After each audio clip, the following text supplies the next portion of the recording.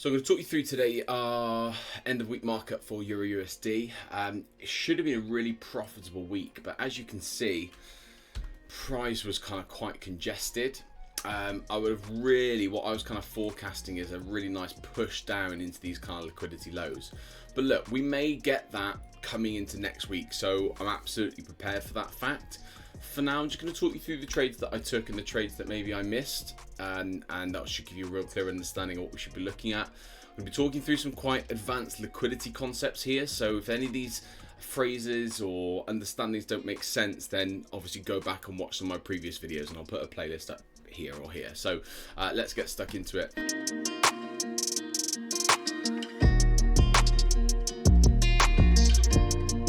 Start with Monday. Now Monday for me, it was a losing day. I don't typically trade Mondays, and you know what, it was quite a frustrating day because really we should have had some nice wins off this. This is a weekly level here that we're looking at, and what we've seen is price has come in, you know, as a weekly level, price will often kind of meander above. It's not something on a weekly level that price will just kind of immediately reject. You often get the initial rejection here that you can see. You often get that initial rejection, but then price will come and fake out and then give us another setup. Now, I mistakenly was trying to buy. So what I was looking to ultimately do is thinking, do you know what? I'm not going to fight this momentum until the momentum is broken. In hindsight, that was kind of invalid because we'd just taken out a weekly level. That would be an area that I should have been either waiting for short setups or not buying from. That's really the bottom line. I was trying to be too clever for my own good, and I ended up having a losing day ultimately. Now you can see there's a really clean setup here coming into the afternoon. We just marked that out. So we had, you know, a breaker structure here, and that is on, you know, the 15-minute, 5 minutes. So that's plenty of momentum for me to get into it. We've got imbalances here that we can see. We can mark that on. We've got rest and liquidity here that we can see and can mark on. So, you know, we've got loads of really clear trading indications and reasons for us to get into this trade. Unfortunately, and then obviously then we have a nice kind of lower time frame push down as well.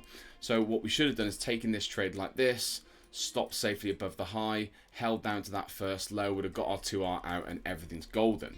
And that's one thing that I noticed that I did this week. I frustratingly got really close to my profit target for my challenge, my latest challenge on Friday last week, and as you probably saw from my last video, that didn't end up going very well.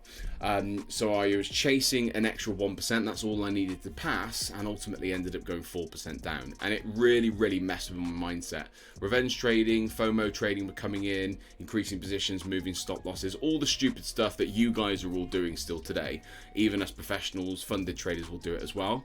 So really simply, what I need to make sure I'm doing is this week is making sure that we are coming out, taking our profits off at that first liquidity level. Wherever that first liquidity level is, we're going to be taking our first profits off. I think that's really important. Now, Tuesday was a much better day, as you can see.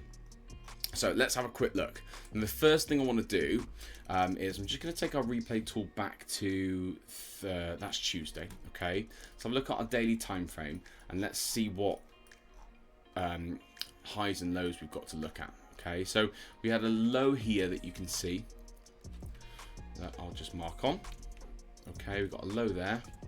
Let's mark that one on. That's our daily time frame, and if we pop that on, we can see that we've got a daily level here. That was actually the previous day. Let's have a quick look. I think actually, sorry, our previous day, that is the current day, the previous day was quickly invalidated, so there was no liquidity that we could have taken on that day, but we're ultimately holding down. That was the low that was created. But what is really interesting to see, okay, is this efficiency of price. So let me just draw out something for you. Okay, when price does this, okay, it leaves an area of inefficiency. So if you mark that on, what we call it is EPA, okay, because when price returns here, it's called efficient price action. We're gonna put a little box around it like this, because this is technically a supply zone. However messy it looks, it doesn't matter. A pullback that creates an imbalance, and the key is that if there's imbalances here, okay, this is ultimately a supply zone or a demand zone in this instance. This is really, really attractive for price. Okay. What you guys, a lot of you are looking is you're looking in for kind of supply and demand zones. You're looking in for order blocks and things like that. The reason why price comes down to these areas is obviously due to inefficiency of pricing. Okay. Making sure that orders are balanced out. But one level that's really, really important is the efficient level, which is the last high before the breakup, or in a bearish scenario, would be this one. Okay, the last low before the breakdown. Okay, now when price gets back here, it becomes efficient. So it's always an area that's worth watching out for, because if we get our price coming back into here, as soon as it reaches there, okay, so we're going to be selling from the top. Let's mark that on. So we're going to be selling from the top, okay, down into here. That now is a profit target area. That's the first thing to make a note of. The other thing is that we can then be looking for buys out of this area, okay, and then obviously we're hoping, let's get rid of that, we're hoping that price continues upwards and makes a new high. So that's ultimately our aim. But efficiency of price is really, really important. So it's worth definitely paying attention to that. Now, if we look back into this chart here and just see what's happening, okay, where does price come to and react really, really well from? Well, it reacts to that efficient pricing level, doesn't it? If I show you it on the 30-minute time frame, that zone here is what we've just drawn out. That yellow line here, we'll just get rid of that and that for now so you can see it clearly. That's our EPA line. Look at how price reacts to it. And it reacts to it really, really cleanly. So if you can get a long setup from there, I think it was a little bit later in the day for me. Yeah, well, it's 1440. But as you can see there, it's a really nice long setup. And what we did here is we got 5 out of that one, we got 4 out of that one, and we got 1 out of that one. So we got some really clean pricing and some really clean price action. And then ultimately we held... and we were expecting another low, another push down, which we did get overnight. We took that trade, yeah, about 7 o'clock in the evening, very late for me. But what I saw was, as I saw this liquidity area being swept, okay, and then we held down until we took that out the next day. So that was another really, really good trade. We could have bought out of there, admittedly. You know, whilst the valid trade, I personally would prefer the EPA to be back into kind of discount pricing. I'm not a fan of really buying in this kind of the entire range, which is from this low to this high. I'm not a huge fan of buying in that range effectively. So what we want to make sure that we're doing is we're, you know, selling really from here. And that's then what kind of affected the rest of my week. So if I just get rid of this tool for now, just to show you the rest of the week. Okay, so this is coming into today. So this last trade was, yeah, this was Thursday. So Tuesday we had, okay, so Tuesday we had the shorts. Wednesday we had a buy out of that zone, as you can see. So off that EPA level we had another test, and what we actually did, as you can see there, this green line right now, okay, that green line is the daily level from the previous day.